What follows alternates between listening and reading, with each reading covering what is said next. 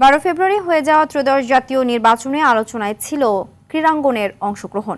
বিভিন্ন রাজনৈতিক দলের ব্যানারে প্রার্থী হয়েছেন আমিনুল হক থেকে শুরু করে দেশের বেশ কিছু পরিচিত ক্রীড়াবিদ ও সংগঠক। কেউ জিতেছে, আবার কেউ হেরেছে। কেমন ছিল তাদের এই নির্বাচন? কাজী মাহিম হাসানের সহায়তায় বিস্তারিত জানাচ্ছেন রাফি আমিন। ক্রীড়াঙ্গন ও রাজনীতির সম্পর্ক নতুন নয়, তবে এবারের ত্রয়োদশ জাতীয় নির্বাচনে সেই সংযোগ আরও দৃশ্যমান হয়েছে।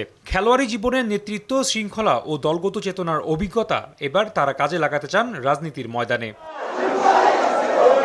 এবারের নির্বাচনে ক্রীড়াঙ্গনে সবার চোখ ছিল ঢাকা 16 আসনে, কারণ সেখানে বিএনপির ধানের শীষ প্রতীকে লড়েছেন জাতীয় দলের সাবেক ফুটবলার আমিনুল হক। ফুটবল মাঠে যিনি ছিলেন গোলবারের অতন্ত্র প্রহরী, তবে রাজনীতির মাঠে এসে ভোটের লড়াইয়ে বিজয়ের হাসিটা হাসতে পারেননি তিনি। জামায়াতের প্রার্থী আব্দুল বাতেনের কাছে অল্প ব্যবধানে হেরেছেন এই তারকা footballer. RFL gas stove hassle free auto ignition নিশ্চিত করে ঝামেলাহীন রান্না। আরএফএল গ্যাস স্টোভ, নিরাপদ ও ঝামেলাহীন। সাবেক ফুটবল তারকা ও সংগঠক বর্ষিয়ার নেতা মেজর হাফিজ উদ্দিন আহমেদ বাফুফের এই সাবেক সভাপতি ভোলা 3 আসন থেকে বিপুল ভোটে জয়ী হয়ে এবার যাচ্ছেন সংসদে। একইভাবে নজর ছিল সংগঠক হিসেবে পরিচিত ইশরাক হোসেনের দিকে। ব্রাদার্স ইউনিয়নের বর্তমান এই সভাপতি ঢাকা 6 আসন থেকে জয়ী হয়েছেন।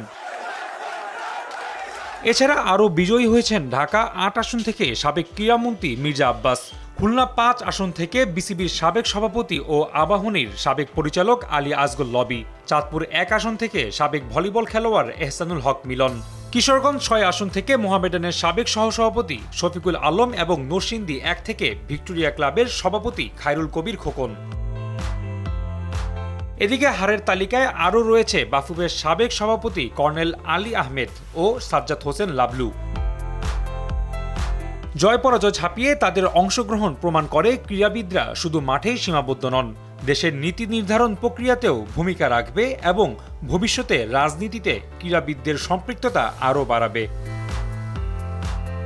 রাফি আমিন, RTV।